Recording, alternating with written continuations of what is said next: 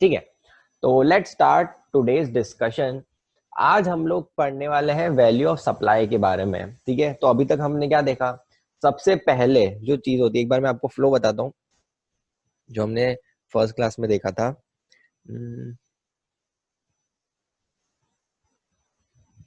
ये सबसे पहले हम लोग क्या देखते हैं, कोई भी एक्टिविटी सप्लाई है कि नहीं। सप्लाई है तो देखेंगे टैक्सेबिलिटी, चार्जेबिलिटी। चार्जेबिलिटी देखेंगे तो फिर हमने एग्जाम्पशन भी देख लिया है कि कौन सी एग्जाम्प्ट होंगी। Neha good morning. एग्जाम्प्ट होगी क्या होगी। देन हमने प्लेस ऑफ सप्लाई भी देख लिया कि अगर हमको ये देखना पड़ेगा कौन सा टैक्स पे करना है, राइट। सीजीएसटी एसजीएसटी पे करना है क्या आईजीएसटी, तो प्लेस ऑफ सप्लाई देखना पड़ेगा उसके लिए, वो भी हमने देख लिया। नॉर्मल टैक्स पेयर कंपोजिशन की भी बात कर ली। देन हमने टाइम ऑफ सप्लाई की भी बात कर ली कि हमको टैक्स पे कब करना है। अब हमको क्या देखना है कि कितना टैक्स पे करना है। आपको पता है कि जो लाइबिलिटी है वो किसकी है, ठीक है। आपको ये पता है कि कौन सा टैक्स पे करना है, कितना। कैन वी आस्क, नहीं, डाउट के लिए आई वुड सजेस्ट कि आप मुझे जैसे सेशन कंसेप्ट सेशन खत्म हो जाता है ना, उस टाइम आप पूछ लोगे तो बेटर रहेगा। उस टाइम मैं बता दूंगा, ठीक है। देन या फिर आप व्हाट्सएप पे पूछोगे तो व्हाट्सएप पे I am always available, right. तो टाइम ऑफ सप्लाई हो गया। अब वैल्यू ऑफ सप्लाई हम लोग आज पढ़ने वाले हैं कि आपको जो टैक्स पे करना है, आपको रेट दे दिया है, ठीक है। आपका जो गुड्स है फॉर एग्जांपल वो 12% में फॉल हो रहा है। अब वो 12% आप लगाओगे किस पे, किस वैल्यू पे लगाओगे, वो हमको आज देखना है, ठीक है। तो वो आता है आपका वैल्यू ऑफ सप्लाई में। सेक्शन 15 है और कुछ रूल्स हैं जो कि हमें पढ़ने हैं। तो section 15 all together value of supply के बारे में है। Very important section. एग्जाम के पर्सपेक्टिव से बताऊं तो ये topic is very important. CA final में ये टॉपिक 8 से 10 नंबर में आने से कोई नहीं रोक सकता। कोई दुनिया की कोई ताकत नहीं रोक सकती। सब में, मतलब सारे कोर्सेज में इनफैक्ट मैं बताऊं तो ये वाला टॉपिक आता ही है, क्योंकि this is the main topic जो एग्जामिनर का फेवरेट टॉपिक है। तो इसलिए मैंने आपको बोला था कि आज ये इंपॉर्टेंट टॉपिक है और आज आपको अटेंड करना ही है, ठीक है। तो चलो, अब वैल्यू ऑफ सप्लाई क्या होता है। वैल्यू ऑफ सप्लाई मतलब टैक्स जो है वो किस पे लगना चाहिए। तो अगर आप जनरली बात करो, ठीक है, जनरली जैसे आप मुझसे कुछ सर्विसेज ले रहे हो, राइट। तो हम लोग एक्चुअली में जो अमाउंट मैं चार्ज कर रहा हूं आपसे उस पे ही जीएसटी भरता हूं, राइट। ये नॉर्मल केस हो गया, ठीक है। तो जो हमारी ट्रांजैक्शन वैल्यू है उस पे ही मैं टैक्स पे करता हूं। क्यों?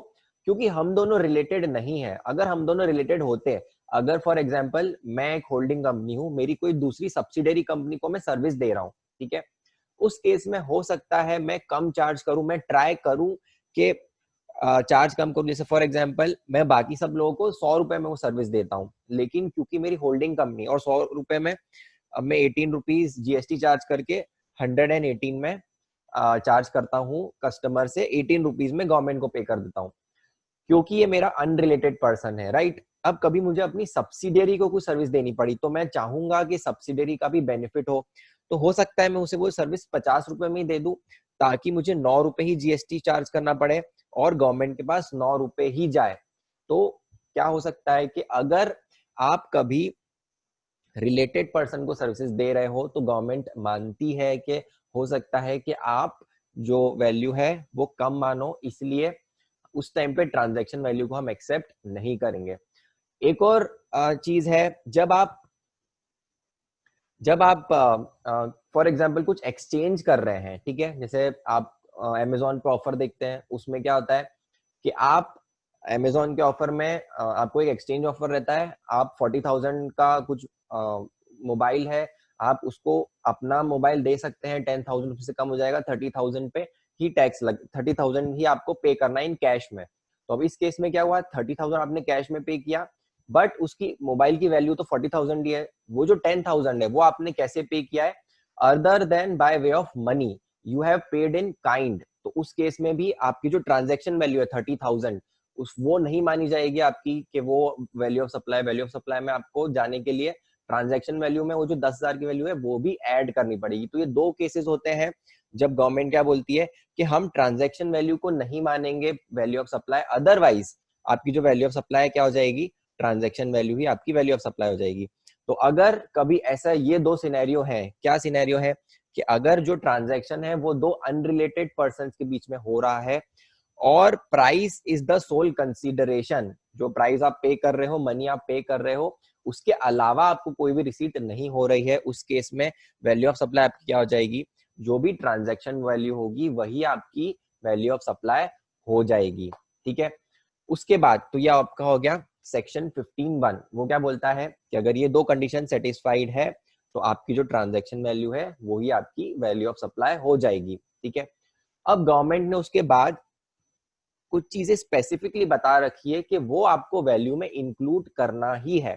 तो सेक्शन 7(2) में वो सारी सर्विसेज, वो सारी वैल्यू दे रखी है जो गवर्नमेंट ने क्या बोला है कि आप ट्रांजैक्शन वैल्यू ले रहे हो, उसमें आपको ये सब चीजें भी ऐड करनी पड़ेगी।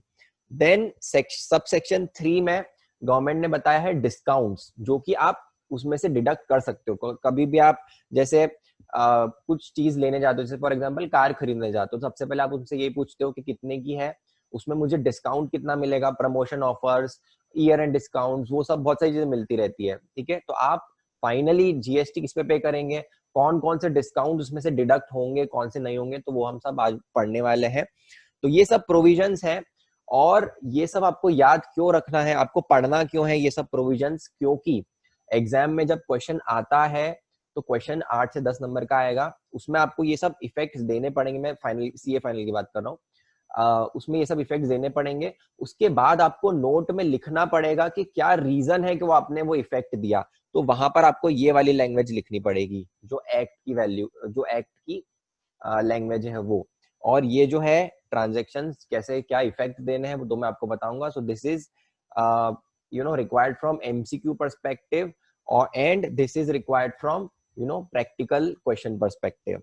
तो हम बढ़ते हैं आगे, देखते हैं क्या क्या चीजें। तो ये जो कंप्यूटेशन टेबल है, this is the one stop shop, आप सब चीजें इसमें ही देख सकते हो, जो भी ऊपर के प्रोविजन से मैंने समराइज करके इस कंप्यूटेशन टेबल में डाल रखा है। तो आपको एग्जाम्पल भी ऐसे ही सॉल्व करना है। कैसे करोगे कि ये अमाउंट आपको ऐड करना रहेगा, यहाँ पे आप चीजें डालोगे, पर्टिकुलर्स, ऐड या डिडक्ट। ठीक है, तो सबसे पहले आप लिख दोगे ट्रांजैक्शन वैल्यू, तो जो भी ट्रांजैक्शन वैल्यू है वो वहां पे आपको लिखनी पड़ेगी। सेकेंड, अगर कोई भी टैक्सेस है other than GST, other than GST, GST हटा के क्या, तो एक्साइज ड्यूटी हो सकती है, स्टेट वीएटी हो सकता है, तो ये सब चीजें अभी एकदम अबॉलिश नहीं हुई है। किन किन गुड्स पे एक्साइज भी लगती है, वीएटी भी लगती है, हमने चैप्टर 1 में पढ़ा था। तो वो जो आपको जीएसटी पे करना है वो उन वैल्यू को ऐड करने के बाद वाली वैल्यू पे करना है, तो वो आपको क्या करना पड़ेगा, ऐड। जैसे फॉर एग्जाम्पल, मैंने एग्जाम्पल में क्या लिख रखा है, ए sold goods worth 10 lakh, sorry, a manufacturer sold 10 lakh worth goods of cigarette है। ठीक है, सिगरेट एक मैन्युफैक्चरर ने बेची है ट्रेडर को, उसकी वैल्यू कितनी है, 10 लाख रुपए, 4 लाख उसने सेंट्रल एक्साइज ड्यूटी चार्ज करी है। ठीक है, तो अब आपको जीएसटी जो पे करना है वो 10 लाख पे नहीं करना है, आपको ये 4 लाख रुपए ऐड करने पड़ेंगे, 14 lakhs पे आपको जीएसटी पे करना पड़ेगा।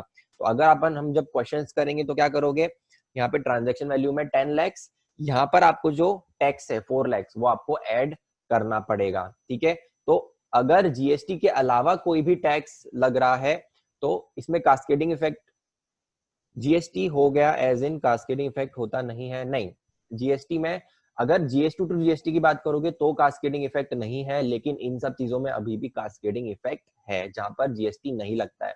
इसीलिए गवर्नमेंट बार बार फोकस कर रही है कि सब चीजों को ट्राई करे कि इसमें भी लाएं जीएसटी में। जैसे पेट्रोलियम के लिए बहुत डिस्कशन कब से चल रहा है कि पेट्रोलियम कब आना चाहिए, क्योंकि उसमें आपकी जो ड्यूटीज है, ड्यूटीज के ऊपर टैक्सेस लगते हैं, तो कास्केडिंग इफेक्ट उसमें आता है, राइट। तो जीएसटी में कास्केडिंग इफेक्ट अभी भी किसी किसी गुड्स में है। देन टैक्सेस अंडर जीएसटी, अगर जीएसटी का कोई टैक्स आप चार्ज करो तो टैक्स के ऊपर टैक्स नहीं लगेगा, कभी भी जीएसटी के ऊपर जीएसटी नहीं लगेगा, तो वो आपको ऐड नहीं करना है, राइट, वो आपकी वैल्यू में ऐड नहीं होगा। Then incidental expenses that supplier is liable to pay but paid by recipient. अब ये इसका मैं आपको एग्जांपल देता हूं। अब कभी कभी क्या होता है, जैसे फॉर एग्जांपल ए को कुछ गुड्स बेचने हैं बी को, ठीक है, ए को कुछ गुड्स बेचने हैं बी को, फॉर एग्जांपल 10 लाख रुपए के लिए, सॉरी 1 लाख रुपीस की उसकी वैल्यू है, ए ने बी को कुछ गुड्स बेचे जिसकी वैल्यू क्या है 1 लाख रुपीस। अब ए ने वो गुड्स बनाने के लिए या फिर कोई भी दूसरी भी सर्विस सी से ली थी, जिसके उसे 20,000 रुपीज देने बचे हैं, ठीक है। अब ए ने क्या करा, बी को कुछ गुड्स सप्लाई करे जो जिसकी वैल्यू क्या है 1 लाख रुपीज, और ए ने सी से कुछ सर्विसेज ली थी, इसको मैं ऐसे लिखता हूं, जिसके लिए उसे सी को कितने पैसे देने हैं 20,000। अब ए क्या बोल सकता है, ये जो ट्रांजैक्शन है कट शॉर्ट करने के लिए, वो क्या बोलेगा कि B when you are paying me rupees, when you are paying me, you pay me 80,000, और ये जो 20,000 है ये डायरेक्टली सी को पे कर देना, ठीक है।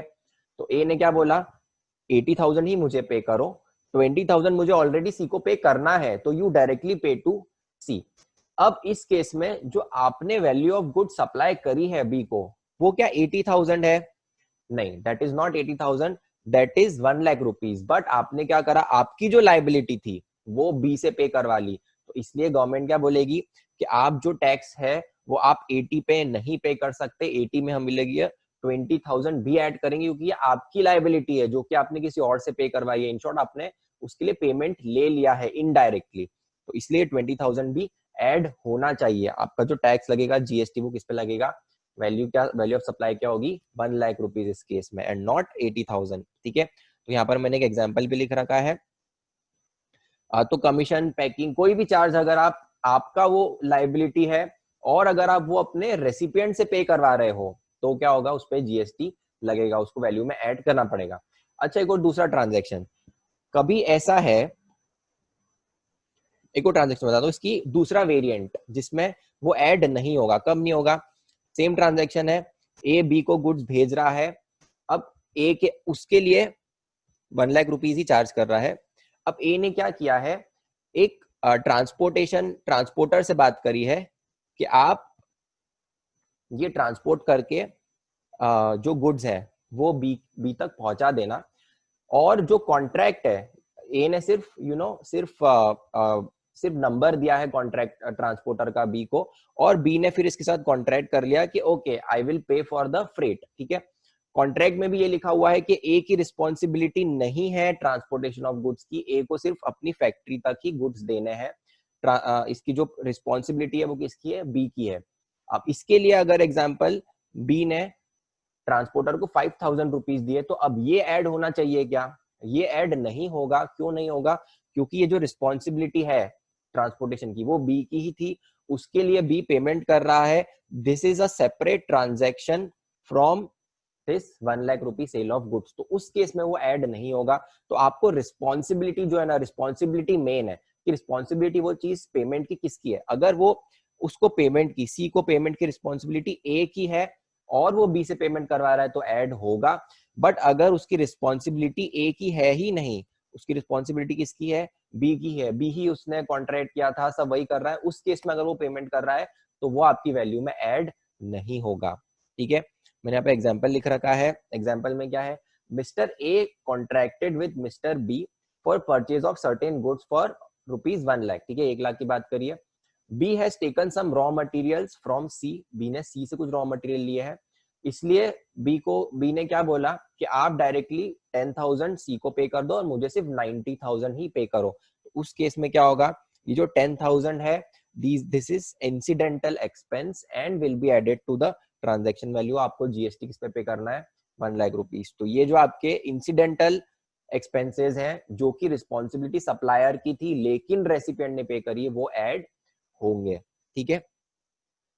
Then any amount charged by the supplier for anything done at the time of supply or before the delivery of goods। जैसे फॉर एग्जाम्पल आपने इंस्टॉलेशन करवाया, ठीक है, आपने एक मशीन बेची, उसके साथ सर यहाँ इंसिडेंटल एक्सपेंस का कोई रेलेवेंस नहीं, क्या इंसिडेंटल एक्सपेंसेस का रेलेवेंस मतलब जनरली ये बोलना चाह रहे हैं कि जो उससे रिलेटेड ट्रांजैक्शंस है।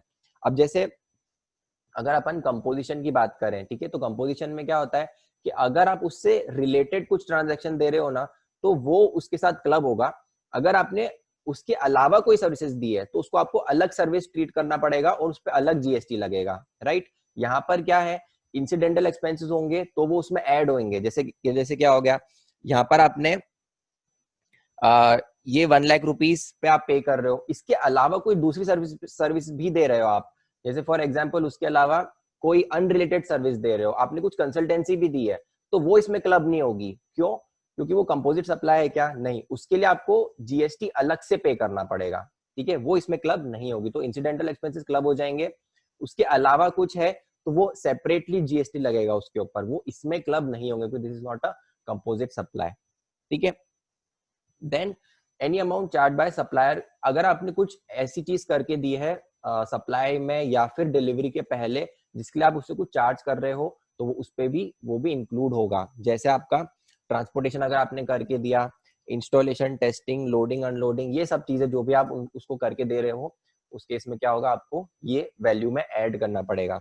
जैसे आप एक्स ने वाई को गुड्स बेचे 50,000 के लिए और एक्स ने वाई से 5,000 ट्रांसपोर्टेशन के लिए भी चार्ज करें, तो अब उसमें एक्स को जो जीएसटी पे करना है वो 55,000 पे करना पड़ेगा एंड नॉट 50,000। ये जो 5,000 है ये भी आपके इस वैल्यू में ऐड हो जाएंगे, ठीक है। तो this is kind of composite supply, उसमें आपको 55,000 पे जीएसटी पे करना पड़ेगा, तो ये भी आपका ऐड हो जाएगा, ठीक है।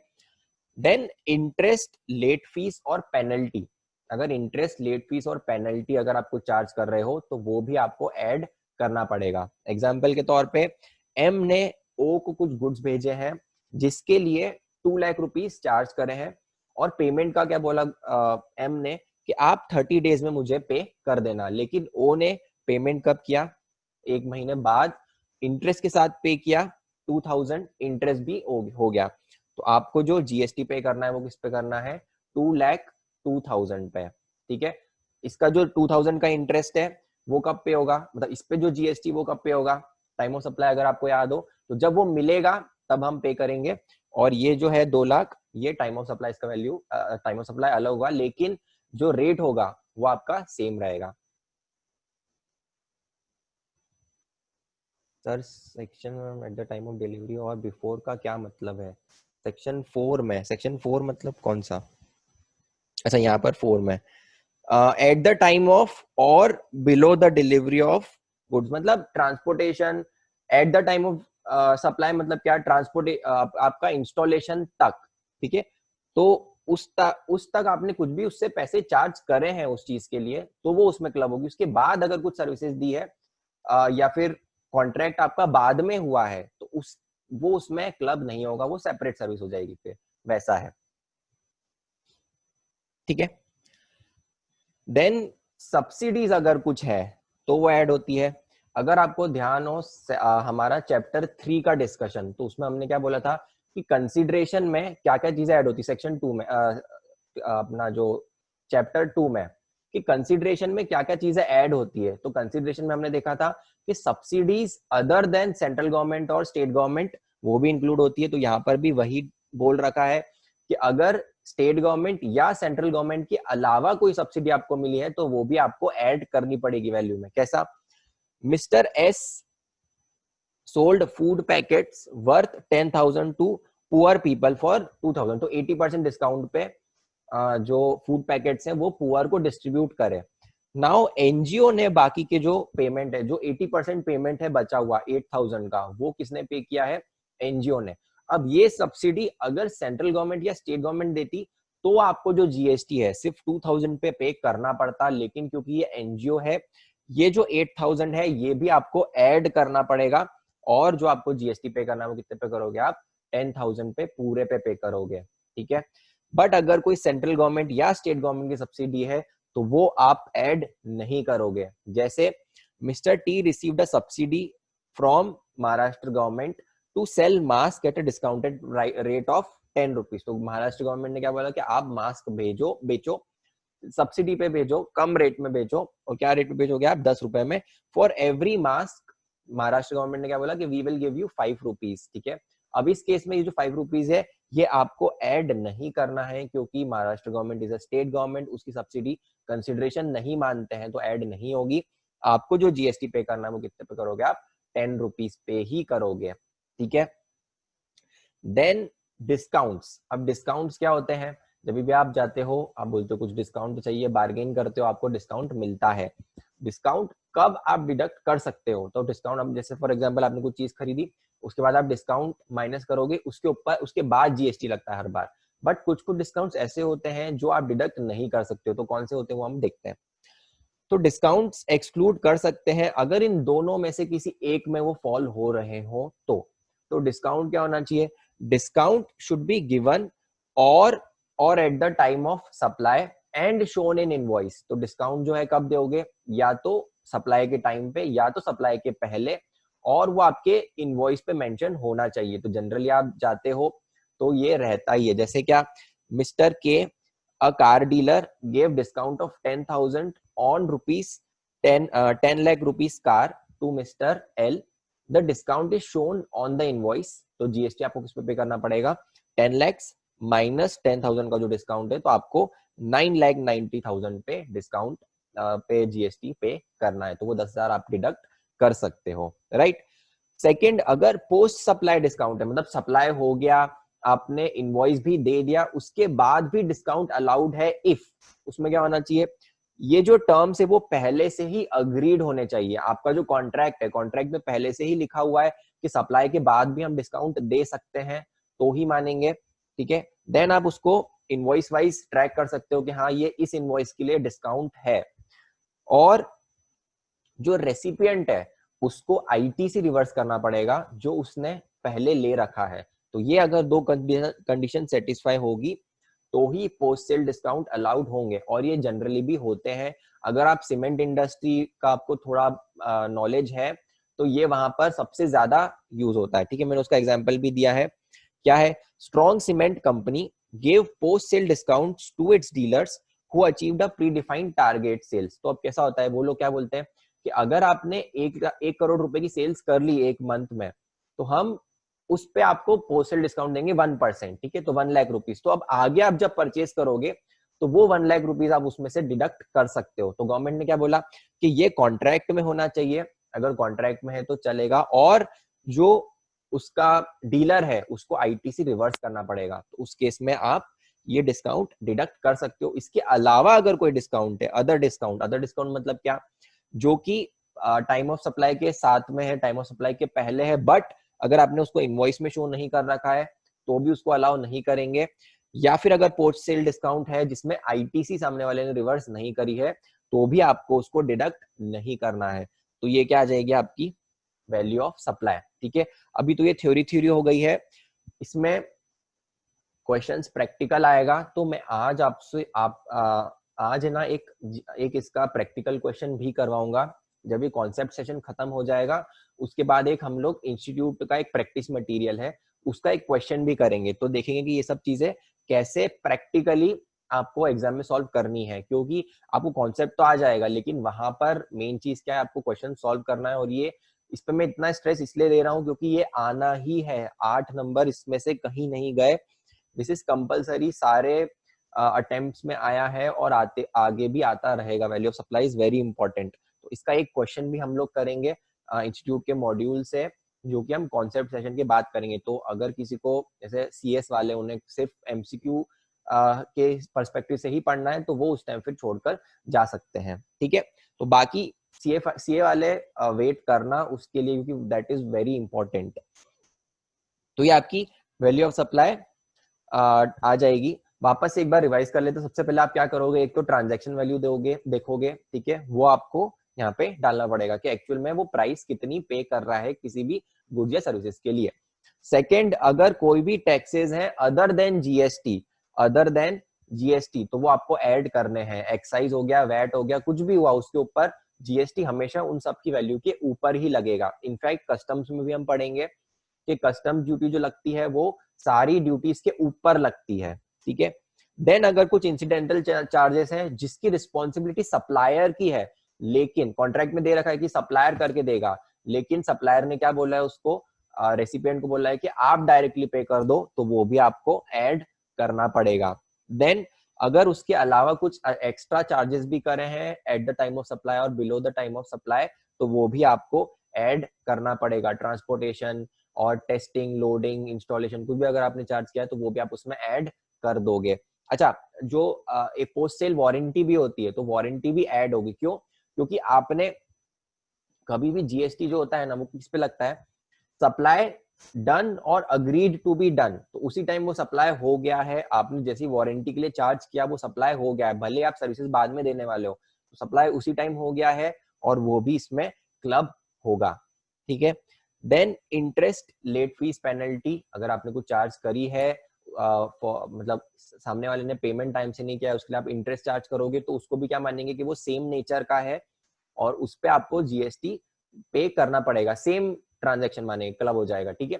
हो सकता है उसका टाइम ऑफ सप्लाई अलग हो। टाइम ऑफ सप्लाई अलग कैसे होगा कि जो 2 लाख की मशीन है, या आपने अभी बेच दी है, तो आपको उस पे टाइम ऑफ सप्लाई अभी आ गया, जीएसटी अभी पे करना है। 2000 पे जीएसटी कब पे करना है? जब वो आपको एक्चुअली रिसीव होगा। ठीक है। तो बाद में पे करोगे, time of supply can be different, but value में ऐड होगा। मतलब क्या होगा कि उसका नेचर यही मानेंगे, और जिस जो ये वाला रेट है ना, उसी रेट पे आपको फ्यूचर में भी टैक्स पे करना पड़ेगा, जीएसटी पे करना पड़ेगा। अगर सब्सिडीज है अदर देन गवर्नमेंट, गवर्नमेंट में भी सिर्फ 2, सेंट्रल गवर्नमेंट, स्टेट गवर्नमेंट, अगर लोकल अथॉरिटी से भी कोई सब्सिडरी मिली है तो वो भी ऐड होगी, किसी एनजीओ से मिली है तो भी ऐड होगी। सिर्फ क्या आपको नहीं ऐड करना है? स्टेट गवर्नमेंट और सेंट्रल गवर्नमेंट की सब्सिडीज, क्योंकि उनको कंसिडरेशन नहीं मानते, हमने चैप्टर 2 में पढ़ा था। देन अगर कुछ डिस्काउंट्स है तो डिस्काउंट्स कब आप डिडक्ट कर सकते हो? अगर वो पहले के डिस्काउंट है तो वो इनवॉइस पे शो होना चाहिए। पोस्ट सेल डिस्काउंट है तो वो आपके अग्रीमेंट में होना चाहिए, और जो सामने वाला है उसको आईटीसी रिवर्स करना पड़ेगा, तो ही आप डिस्काउंट को डिडक्ट कर सकते हो। उसके अलावा कोई डिस्काउंट है तो आप डिडक्ट नहीं कर सकते, उसको आपको वैल्यू में एडेड ही रहने देना है। ठीक है। तो ये हमारा वैल्यू ऑफ सप्लाई में सारे पॉइंट्स कवर हो गए। ये आपको इसमें जो ये भी है ना, आपको ये भी एक बार पढ़ना है, इसका टेक्स्ट भी, क्योंकि एग्जाम में अभी मैं आपको बताऊंगा और जब हम क्वेश्चन सॉल्व करेंगे कि ये आपको कैसे लिखना है, क्योंकि जनरली दिक्कत यही आती है कि आप सही सही भी कर देते हो, लेकिन नोट अगर प्रॉपर नहीं लिखोगे तो आपको फुल मार्क्स नहीं मिलेंगे। ठीक है। तो ये भी आपको कैसे लिखना है वो भी मैं आपको जब क्वेश्चन सॉल्व करेंगे तब मैं आपको बताऊंगा कि ये सब चीजें आपको क्या कैसे लिखना है। ठीक है। तो ये हो गया हमारा। अब बहुत सारे क्लेरिफिकेशन आए, ये जो है ना बहुत ही कंफ्यूजिंग है वैल्यू ऑफ सप्लाई, तो इसलिए इसके लिए बहुत सारे गवर्नमेंट को टाइम टू टाइम इशू करने पड़ते हैं क्लेरिफिकेशन कि ये इंक्लूड होगा, ये नहीं होगा, क्योंकि बहुत सारी चीजों में कंफ्यूजन होता है। तो फर्स्ट गवर्नमेंट ने क्या क्लैरिफाई किया है कि जो टीसीएस है, इनकम टैक्स में हम लोग टीसीएस कलेक्ट करते हैं, टैक्स कलेक्टेड एट सोर्स, वो इंक्लूड नहीं होगा, क्योंकि गवर्नमेंट ने क्या बोला कि it is not in the characteristic of tax, it is a interim levy. तो इसलिए आप उसको हटा सकते हैं। उस पे आप, जैसे हम लोग क्या करते हैं जब पेमेंट कलेक्ट करते हैं तो उसमें कुछ एक्स्ट्रा टीसीएस हम लोग को कलेक्ट करना पड़ता है, इनकम टैक्स। तो ओवर एंड अबव वो क्या होता है? Value of supply. तो गवर्नमेंट ने क्या बोला कि वो आप जो एक्स्ट्रा कलेक्ट कर रहे हो उस पर आपको जीएसटी पे नहीं करना, आपको सिर्फ सप्लाई पे ही जीएसटी पे करना है। देन ओईएम, ये मेरे को आपको बताना पड़ेगा, माउंट मोल्ड्स और डाइस क्या होते हैं। तो अगर आपको पता हो तो हिंदी में इसको बोलते हैं साचे। साचे मतलब क्या है? जैसे फॉर एग्जांपल आप यूटेंसिल्स बनाते हो, राइट? अब यूटेंसिल्स कैसे बनेंगे? एक ऐसा मोल्ड रहता है, ठीक है, मोल्ड में जो मोल्टन स्टील है, पिघला हुआ स्टील, वो डालते हैं, और उसके बाद जब ये मतलब गरम गरम मोल्टन स्टील डाल देते हैं, उसके बाद जब ये ठंडा हो जाता है तो ये हटा देते हैं, तो ये आपका बन गया यूटेंसिल। ठीक है। तो ये जो इसको बोलते हैं मोल्ड, हिंदी में बोलते हैं साचे। अब क्या है, जैसे फॉर एग्जांपल आपका यूटेंसिल्स बनाने का बिजनेस है, ठीक है, आप हो मैन्युफैक्चरर, आपके पास एक बड़ा ऑर्डर आया है, अब आपने सब कॉन्ट्रैक्ट कर दिया है किसको? एक स्मॉल मैन्युफैक्चरर को, ठीक है, कि आप मुझे मेरे लिए बना के दो। ठीक है। अब आपको ये कॉन्ट्रैक्ट में देखना पड़ेगा कि ये जो आपके मोल्ड और डाइज हैं, ये कॉन्ट्रैक्ट में क्या दे रखा है। अगर कॉन्ट्रैक्ट में दे रखा है कि जो मोल्ड और डाइस है वो आप प्रोवाइड करोगे, उस पे वो बना के वापस से आपको यूटेंसिल्स देगा, तो उस केस में जो वैल्यू है मतलब इस चीज की कुछ वैल्यू, यूटेंसिल्स आपने सॉरी जो मोल्ड्स है वो आपने उसको यूज करने के लिए दिया, तो उस केस में उसकी वैल्यू उसमें ऐड नहीं होगी। बट अगेन अगर कॉन्ट्रैक्ट में दे रखा है कि ये जो रिस्पॉन्सिबिलिटी है मोल्ड और डाई लाने की, ये किसकी है? मैन्युफैक्चरर की है, स्मॉल मैन्युफैक्चरर की है, बट उसके बाद भी अगर आपने उसको मोल्ड और डाइस दिए हैं तो इसका मतलब क्या हुआ कि आपने जब कॉन्ट्रैक्ट किया था तब आपने उससे अमाउंट कम चार्ज किया होगा, ठीक है। जब आप अमाउंट उसे चार्ज करो तब आप सॉरी जो मैन्युफैक्चरर है वो कम चार्ज करेगा क्योंकि रिस्पॉन्सिबिलिटी उसकी थी, बट आपने दे दिया तो आप उसको फ्री में तो दोगे नहीं, आप उसको क्या बोलेगे, अब तू पैसे कम ले, ठीक है। तो गवर्नमेंट ने क्या बोला कि ऐसा नहीं चलेगा। अगर रिस्पॉन्सिबिलिटी किसकी थी, स्मॉल मैन्युफैक्चरर की थी, तो भी आपने उसको अगर मोल्ड और डाइस दिए हैं तो इसकी जो अमोटाइजेशन कॉस्ट, जैसे फॉर एग्जांपल 1 साल के लिए दिया तो उसकी जो अमोटाइजेशन कॉस्ट जो आप अपने बुक्स में चार्ज करोगे, ठीक है, जो डेप्रिसिएशन चार्ज करोगे वो वैल्यू में ऐड हो जाएगी। इसके लिए अगर फॉर एग्जांपल 1 लाख रुपए चार्ज कर रहा है स्मॉल मैन्युफैक्चरर, तो आपको उसमें इसकी जो अमोटाइजेशन कॉस्ट है फॉर एग्जांपल 10,000 रुपीज, वो भी ऐड करनी पड़ेगी। अगेन यहाँ पर वही चीज है कि रिस्पॉन्सिबिलिटी किसकी है। अगर कॉन्ट्रैक्ट में ही दे रखा है कि आपकी रिस्पॉन्सिबिलिटी है तो वो ऐड नहीं होगी। अगर दे रखा है कि जो आपका सर्विस प्रोवाइडर है या फिर सप्लायर है उसकी ही रिस्पॉन्सिबिलिटी थी बट आपने उसको करके दिया, तो उस केस में क्या होगा, जीएसटी में ये वैल्यू इंक्लूड होगी। तो हमेशा आपको रिस्पॉन्सिबिलिटी वर्ड ढूंढना है, मतलब वो स्पेसिफिकली रिस्पॉन्सिबिलिटी नहीं देंगे बट ये देंगे कॉन्ट्रैक्ट किसके साथ है और कॉन्ट्रैक्ट में क्या लिखा हुआ है, तो वो आपको देखना है कि सप्लायर की अगर रिस्पॉन्सिबिलिटी होगी तो ही ऐड होगा, अगर जो रेसिपिएंट है उसकी रिस्पॉन्सिबिलिटी है तो ऐड नहीं होगा, दोनों केसेस में। यहाँ पर भी तो गवर्नमेंट ने भी यही बोला है कि अगर सप्लायर की रिस्पॉन्सिबिलिटी थी तो वो ऐड होगा। ये देखो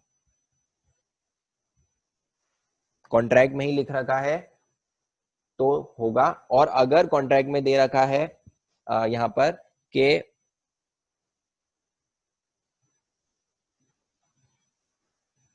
देखो supply made by using moulds and dies belonging to component manufacturer, मतलब जो आपको वो स्मॉल मैन्युफैक्चरर है अगर उसकी ही रिस्पॉन्सिबिलिटी थी फिर भी आपने उसको दिया तो आपको क्या ऐड करना पड़ेगा, amortisation of moulds and dice, ठीक है। तो आपने उसको अपनी कुछ एसेट यूज करने के लिए दी है, ठीक है, तो उस केस में वैल्यू ऐड होगी। देन कुछ कुछ डिस्काउंट्स होते हैं, अब डिस्काउंट्स अलग अलग तरीके होते हैं, तो इसीलिए गवर्नमेंट को कंफ्यूजन दूर करने के लिए ये सर्कुलर इशू करना पड़ा, डिस्काउंट से रिलेटेड है। अगर आप स्टेगरिंग डिस्काउंट दे रहे हो, अब स्टेगरिंग डिस्काउंट क्या होता है, जैसे आप अगर कभी कभी मार्केट में जाते हो, मतलब मॉल्स में, तो वहां पे क्या रहता है कि buy 1 get 10% off, buy 2 get 20%, buy 3 get 30%, ठीक है। तो अब उस केस में वो डिस्काउंट डिडक्ट होगा कि नहीं होगा, तो गवर्नमेंट ने बोला कि वो आप एक्सक्लूड कर सकते हो क्योंकि वो आपको पहले से ही पता है कॉन्ट्रैक्ट के पहले, और आप उसको इनवॉइस में भी दिखाते हो, तो वो आप डिडक्ट कर सकते हो, ठीक है।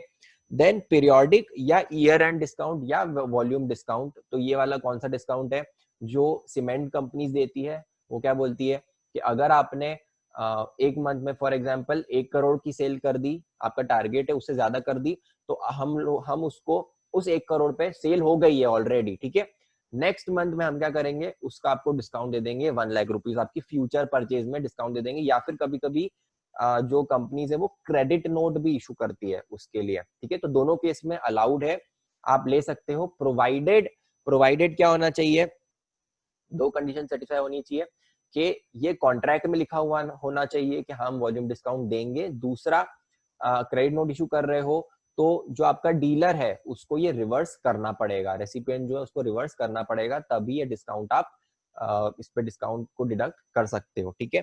तो आप डिडक्ट कर सकते हो subject to these two conditions. Then इसके अलावा कोई डिस्काउंट है, सेकेंडरी डिस्काउंट, जैसे आपने 10,000 पैकेट्स ऑफ चॉकलेट बेचे at the rate of 10 rupees, ठीक है। तो कॉन्ट्रैक्ट में कहीं पे कुछ नहीं लिखा हुआ था कि वॉल्यूम डिस्काउंट आप बाद में दोगे या फिर क्या करोगे, तो आपने वैल्यू से चार्ज करी 1 लाख रुपए, ठीक है। आपने बाद में आफ्टरवर्ड्स आपका कुछ रीनेगोशिएशन हुआ, उसने बोला कि नहीं इसकी वैल्यू 9 रुपए ही होनी चाहिए, कॉन्ट्रैक्ट में कहीं पर भी नहीं लिखा हुआ है, तो उस केस में क्या होगा, अगर सब्सिक्वेंटली आपने क्रेडिट नोट इशू किया है फॉर 1 रुपीज, तो उस पे आप जीएसटी ऑलरेडी पे कर सकते हो, उसको आप रिवर्स नहीं कर सकते, वो जीएसटी आपका गया, आपने गवर्नमेंट को पे कर दिया, वो आपका एक्सक्लूड नहीं होगा, ठीक है। तो अब जीएसटी एक्सक्लूड नहीं होगा तो उसका ट्रीटमेंट कैसे होगा, ये थोड़ा प्रैक्टिकल बात है, मैं सिर्फ 1 मिनट लूंगा समझाने के लिए। अगर जीएसटी आपको डिडक्ट नहीं कर पा रहे हो, तो उस केस में ट्रीटमेंट ऐसे होगा, अगर जैसे जब आप क्रेडिट नोट इशू करते हो, ठीक है, तो 1 लाख रुपए आपने 10,000 रुपए में बेचे, 1 लाख रुपए आपने 10,000 रुपए में बेचे, तो आपको 1 लाख रुपए का डिडक्शन मिलेगा, 1 लाख रुपए का डिडक्शन मिलेगा, तो आपको 1 लाख रुपए का समझ लो फॉर एग्जाम्पल आपने इनवॉइस पहले इशू किया था, तो इनवॉइस क्या होगा आपका 100 रुपीज प्लस 18 रुपीज का आपने इनवॉइस इशू किया। अब आप जब क्रेडिट नोट इशू कर रहे हो उसके अगेंस्ट कि ये वाला सप्लाई हमारा खत्म हो गया, इसको हम हटा रहे हैं, उसके अगेंस्ट आपने जब इनवॉइस इशू किया तो भी आप क्या करोगे 100 और 18 रुपीज, ये जो 18 रुपीज आपने गवर्नमेंट को पहले मंथ में दे दिया था, अब आप ये 18 रुपीज गवर्नमेंट से वापस से ले लोगे, ठीक है, bye way of credit note. जैसे आपने उसको डाला तो आपकी इस मंथ की जो लाइबिलिटी है वो कम हो जाएगी, ठीक है। तो ये 18 रुपीज आपने गवर्नमेंट को दिए थे, ये 18 रुपीज आपने गवर्नमेंट से वापस ले लिए।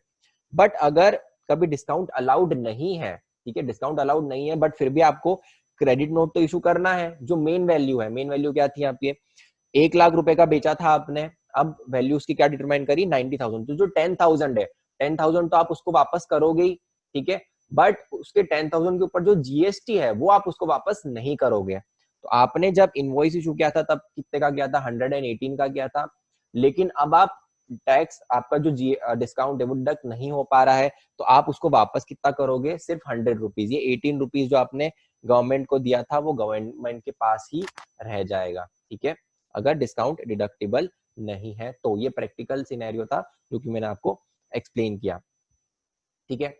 देन क्लैरिफिकेशन आया ईएमआईज पे, तो हम मोबाइल लेते हैं ईएमआईज पे, इलेक्ट्रॉनिक आइटम्स लेते हैं ईएमआई पे। अब इसमें दो ट्रांजैक्शन हो सकते हैं। जनरली जब भी आप देखोगे ना अमेजोन में, तो अमेजोन पे कभी भी जाना और देखना ईएमआई, तो ईएमआई में फिर वो ऑप्शंस पूछता है कि आपको कौन से क्रेडिट कार्ड से लेना है, ठीक है।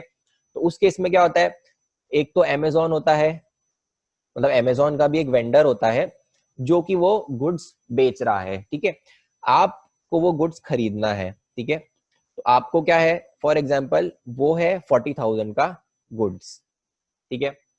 अब वहां पर क्या दिखाता है, वो बैंक अपने क्रेडिट कार्ड दिखाते हैं उसमें, ठीक है, कि आप इस क्रेडिट कार्ड के थ्रू पे करो, आप ईएमआई का ऑप्शन अवेल कर सकते हो। तो आपको 11,000 की 4 इंस्टॉलमेंट्स पे करनी है, ठीक है। तो अब क्या होगा, ये जो आप पे करोगे ये किसको करोगे, बैंक को करोगे, ठीक है। तो ये 44,000 आपने बैंक को पे किया, बैंक उसी दिन, ये आप कब इंस्टॉलमेंट में करोगे, हर मंथली, हर महीने आप 11,000 दोगे, बट ये जो बैंक है ना, बैंक अपफ्रंट पेमेंट करेगा अमेजोन और अमेजोन के थ्रू उस वेंडर को 40,000, ठीक है। तो अब इस केस में बताओ क्या ये जो 4,000 का इंटरेस्ट है ये ऐड होना चाहिए क्या वैल्यू ऑफ सप्लाई में, ये 40,000 अब वेंडर को टैक्स पे करना है तो वो 40,000 पे करेगा कि 44,000 पे करेगा, अभी आप मुझे बताओ क्या होना चाहिए।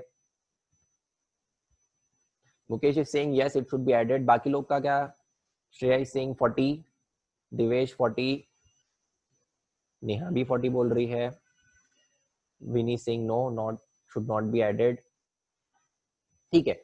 तो इसमें वो ऐड नहीं होगा क्योंकि ये सेपरेट सप्लाई है। अगर आप देखो तो इसमें दो सप्लाईज है, जो वेंडर अमेजोन जो आपको गुड्स बेच रहा है 40,000 that is a separate supply, और जो बैंक आपको लोन दे रहा है that loan is a separate supply, इसीलिए ये इसमें ऐड नहीं होगा, ठीक है। तो ये जो इंटरेस्ट है ये बैंक आपसे चार्ज कर रहा है, और इंटरेस्ट तो एग्जेम्प्ट है हमने देखा था, तो उस पे बैंक भी जीएसटी पे नहीं करेगा, तो जीएसटी सिर्फ किस पे करेगा 40,000, और वो जो वेंडर है वो पे कर देगा, ठीक है।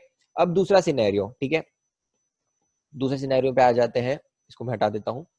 अब दूसरा सिनेरियो क्या है, आप एक शॉप पे जाते हो और वहां से आप परचेस कर रहे हो, तो आप शॉप पे गए, ठीक है, इसमें बैंक का कोई इन्वॉल्वमेंट नहीं है, आपने शॉपकीपर ने आपको दो ऑप्शन दिए, या तो आप 40,000 में खरीद लो मोबाइल, या फिर आप 11,000 की 4 इंस्टॉलमेंट्स देके 44,000 देके आप इसको खरीद लो। अब बताओ, अब अगर आपने ये अवेल किया तो इसमें किस पे जीएसटी लगना चाहिए, 40 पे के 44 पे, जय सिंह 44, न्याय सिंह 44, बाकी लोग, दिवेश सिंह 40। अच्छा, अगर आप ये सोच रहे हो कि इंटरेस्ट पे कभी भी जीएसटी नहीं लगेगा तो यू आर रॉन्ग, क्योंकि अगर आप याद करो तो जीएसटी में मतलब अगर आप कभी भी लेट फीस, लेट इंटरेस्ट और वो सब चार्ज कर रहे हो ना, तो वो इंक्लूडेड हो जाता है मेन सप्लाई में। इसमें ये क्या मानेंगे कि आप जो 44,000 चार्ज कर रहे हो that is for supply only. ये जो आपने फैसिलिटी दी है, क्रेडिट फैसिलिटी बोलते हैं इसको, कि आपने क्रेडिट फैसिलिटी पे पैसा दिया है, उस पे अगर कुछ भी इंक्लूड हो रहा है तो उसमें आप कुछ भी अगर आप चार्ज कर रहे हो एक्स्ट्रा, तो ये इंसिडेंटल एक्सपेंसेस, इंसिडेंटल सर्विस मानेंगे और ये इसमें ऐड करेंगे, तो आपको 44,000 पे ही जीएसटी पे करना पड़ेगा शॉपकीपर को। नहीं तो क्या होगा, लोग इसका फायदा उठाने लग जाएंगे, सिर्फ 4,000 पे ही पे करेंगे, सॉरी 40,000 पे पे करेंगे, 4,000 पे नहीं पे करेंगे। तो गवर्नमेंट ने क्या बोला कि नहीं, ये भी आपको इंक्लूड करना पड़ेगा, ठीक है, क्योंकि this is kind of another facility that you are giving, और ये कॉम्पोजिट सप्लाई है, और इसका नेचर जो वो 4,000 आप चार्ज करोगे उसका नेचर भी क्या हो जाएगा, मोबाइल का ही नेचर उसको मानेंगे, तो ये भी आपका ऐड हो जाएगा। तो ये क्लैरिफिकेशन गवर्नमेंट ने इशू किया है।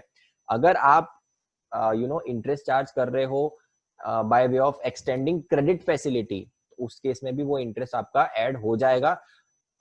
कब नहीं होगा, जब कोई ये जो ट्रांजेक्शन ये दोनों अलग ट्रांजेक्शन है, उस केस में वो ऐड नहीं होगा। अगर कोई थर्ड पार्टी भी इन्वॉल्व है, बैंक भी इन्वॉल्व है, तो उस पर जीएसटी नहीं लगेगा, वो इंक्लूड नहीं होगा, ठीक है। देन डेल क्रेडियर एजेंट के बारे में, that is interest is charge at same rate of goods. Yes, जो आपको इंटरेस्ट अमाउंट है उस पे भी आपको सेम रेट ऑफ टैक्स ही पे करना है जो कि गुड्स पे आप पे करोगे, ठीक है, क्योंकि वो वैल्यू ऑफ सप्लाई में वो कंबाइन हो रहा है वैसा, ठीक है।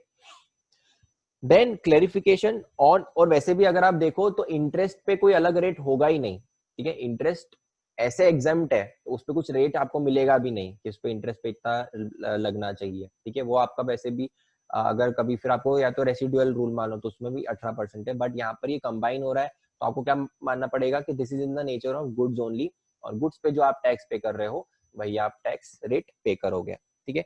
देन डीसी है। अब डीसी क्या होता है, तो वो होता है डेल क्रेडियर एजेंट, ठीक है। अब आपको याद दिलाऊं, हमने एजेंट के बारे में पढ़ा था, अगर आपको याद हो तो एजेंट के बारे में क्या होता है, क्या पढ़ा था कि प्रिंसिपल है, प्रिंसिपल एजेंट को गुड्स बेचता है। अगर आपको कुछ कुछ याद आ रहा हो तो हमने चैप्टर 2 में पढ़ा था कि कब एजेंट को एजेंट मानेंगे और कब एजेंट को एजेंट नहीं मानेंगे, ठीक है। अब जो एजेंट है वो कस्टमर को, हाँ नहीं, हमने इसको डिस्टिंक्ट पर्सन में नहीं पढ़ा था, ये शेड्यूल 1 में एक सेपरेट एंट्री है, प्रिंसिपल और एजेंट के बीच में जो ट्रांजेक्शन होता है उस पे अगर कंसिडरेशन नहीं भी है तो उस पे जीएसटी लगता है, वो हमने पढ़ा था, ये सेकंड था। हाँ, अब ये जब इनवॉइस इशू कर रहा है, ठीक है, कस्टमर को जब इनवॉइस दे रहा है, अगर वो अपने नाम से इशू कर रहा है, मतलब उसमें क्या लिख रहा है कि on the letterhead of A N Sons, ठीक है, तो आपको मानना पड़ेगा कि वो एजेंट है, ठीक है, तो वो एजेंट है। और ये वाला जो ट्रांजैक्शन है इस पे भी अगर विदाउट कंसिडरेशन है तो जीएसटी आपको पे करना पड़ेगा, ठीक है। और अब इस केस में क्या होता है, कभी कभी क्या होता है कि एजेंट जो है वो क्रेडिट फैसिलिटी देता है सी को। अब क्या बोलेगा, ऐसे उसने 1 लाख के गुड्स बेचे हैं, ठीक है, बट सी ने क्या बोला कि मुझे बाद में पे करना है, तो ए ने क्या बोला कि ठीक है आप 3 मंथ्स बाद मुझे 3% इंटरेस्ट पे कर देना, तो 3,000 ऐड करके मुझे 1,03,000 पे कर देना, ठीक है। अब इस केस में ये जो 3,000 है ये इसमें ऐड होगा, क्यों, क्योंकि गुड्स जो आपने सप्लाई करे हैं इसमें क्या मानेंगे कि एजेंट ने खुद के बिहाफ पे, मतलब खुद सप्लाई करा है, प्रिंसिपल के बिहाफ पे नहीं करा है, तो सप्लाई भी वो खुद कर रहा है और इंटरेस्ट भी वो खुद ही चार्ज कर रहा है, तो इसीलिए ये जो 3,000 है ये ऐड उसमें होंगे, ठीक है, अगर वो एजेंट है तो, ठीक है। दूसरा सिनेरियो क्या हो सकता है कि पी ने ए को भेजे गुड्स और ए ने कस्टमर को दिए हैं। अब जब ए इनवॉइस इशू कर रहा है, ए जब गुड्स का इनवॉइस इशू कर रहा है तो वो खुद के नाम से नहीं कर रहा है, वो किसके नाम से कर रहा है, पी के नाम से इशू कर रहा है, ठीक है। अब उस केस में वो एजेंट नहीं है, इस केस में क्या मानेंगे कि पी ने डायरेक्टली ही सी को सप्लाई किया है, ए उसमें है ही नहीं, ठीक है। अब उसमें वो क्या चार्ज कर रहा है, वापस से वही 1,00,000 रुपीज, और उसने क्या बोला कि आप 3,000 रुपीज इंटरेस्ट भी दे देना, टोटल 1,03,000। अब इस केस में क्या होगा, इस केस में ये होगा कि ये जो ट्रांजैक्शंस है इसको मानेंगे कि सेपरेट ट्रांजैक्शन है, क्यों, क्योंकि ये जो गुड्स सप्लाई हुए हैं, गुड्स किसने सप्लाई करे हैं, गुड्स ए ने सप्लाई नहीं करे हैं, क्योंकि उस पे किसका नाम लिखा हुआ है, पी ने सप्लाई करे हैं, तो ये मानेंगे कि गुड्स पी ने सप्लाई करे हैं और ये जो इंटरेस्ट फैसिलिटी, जो क्रेडिट फैसिलिटी है वो ए ने दी है, तो इसीलिए ये जो 3000 है ये इसमें ऐड नहीं होगा। आपको पी को जो जीएसटी पे करना पड़ेगा वो किस पे करना पड़ेगा, 1 लाख रुपीस पे ही पे करना पड़ेगा। तो आपको समझ में आया कि अगर एजेंट है, आपने ए को एजेंट माना है, तो ही जो क्रेडिट फैसिलिटी का अमाउंट है, जो इंटरेस्ट अमाउंट है वो ऐड होगा, क्योंकि ये गुड्स भी ए ने सप्लाई करे हैं और क्रेडिट फैसिलिटी भी ए ने ही दी है। बट अगर उसने पी के नाम से करा है, ऑन बिहाफ ऑफ पी, तो क्या मानेंगे कि जो सप्लाई है वो किसने किया है, पी ने किया है, और जो क्रेडिट फैसिलिटी दी है वो किसने दी है, ए ने दी है, तो इसीलिए उसमें 1 लाख रुपीस में वो 3000 ऐड नहीं होगा। ठीक है, इसका मैंने एक छोटा सा ये भी बनाया फ्लो चार्ट। तो अगर डेल क्रेडियर एजेंट है, अगर वो खुद के नाम से इशू कर रहा है, इसमें कुछ प्रैक्टिकल लाइफ का एग्जांपल दो एजेंट वाले में, तो ये प्रैक्टिकली भी ऐसे ही होता है जैसे क्लॉथ मार्केट, मतलब जैसे कैसा होता है कि जनरली अगर आप क्लॉथ मार्केट में देखो तो वहां पे कैसा होता है कि एजेंट्स होते हैं, ठीक है। तो जो क्लॉथ मार्केट मर्चेंट्स है वो क्या बोलते हैं कि आप कोई भी कस्टमर लाके दो, हम आपको 5% उस पर इंटरेस्ट पे करेंगे, ठीक है। तो अब उस केस में क्या होगा, अब एजेंट है, अगर कोई बड़ा एजेंट होगा, ठीक है, बहुत सारे बड़े एजेंट होते हैं, तो वो क्या करेंगे, वो अपने नाम से बिल इशू करेंगे, ठीक है। तो उस केस में क्या होगा, अगर उसके साथ उन्होंने क्रेडिट फैसिलिटी भी दी है, ठीक है, तो क्या मानेंगे कि ये जो एजेंट है इसने खुद के नाम से दिया है और जो अमाउंट जो चार्ज कर रहा है इंटरेस्ट, वो भी उसमें क्लब होगा। लेकिन छोटे एजेंट्स होते हैं, ठीक है, उनका काम क्या होता है कि सिर्फ जैसे अगर आप कभी क्लॉथ मार्केट गए हो तो वहां पर क्या होता है, कुछ कुछ लोग होते हैं जो कि रोड पे खड़े होते हैं और वो बोलते हैं कि आओ आओ सर यहाँ से लेके जाओ, आपको क्या खरीदना है वो। तो जब वो लेके जाते हैं उनको सिर्फ अपने कमीशन से मतलब होता है, ठीक है, तो वो क्या बोलते हैं, वो सिर्फ वहां पे जाके छोड़ देते हैं, प्रिंसिपल को बोलते हैं कि आप खुद इशू करो, इनवॉइस सब आप करो, सिर्फ जो कमीशन है वो मुझे पे कर देना। अगर उस केस में वो कुछ क्रेडिट एक्सटेंड कर रहे हैं तो क्या होगा, वो अलग सेपरेट ट्रांजेक्शन माना जाएगा, वो इसमें क्लब नहीं होगा, ठीक है। तो ये प्रैक्टिकल लाइफ में भी अगर आप कभी क्लॉथ मार्केट जाओगे तो आपको देखने को मिलेगा वैसा, ठीक है। अब इसके क्वेश्चंस देख लेते हैं, आपको देखना है, और जैसा कि आपने मेरे को बोला था कि ये हमारे पास आंसर की नहीं होती है, तो मैं हमने अब धीरे धीरे डालना चालू करा है, तो पुराने वाले भी हैं उसमें भी मैं ऐड करूंगा, थोड़ा मुझे टाइम लगेगा, बट मैं सारे आंसर की इसमें नीचे डाल दूंगा, ठीक है। चलो, wholesaler of wholesale of 1000 kg of refined sugar is rupees, wholesale price आना चाहिए यहाँ पे, wholesale price of 1000 rupees kg is 40,000. However, a wholesaler sold it to a friend. Welcome Radhika. However, a wholesaler sold it to a friend for 38,000. तो आपको, आपने अपने एक friend को कितने में दे दिया है, 38,000। अब आपको जीएसटी किस पे करना पड़ेगा, 40 पे कि 38 पे, बताओ। ओके,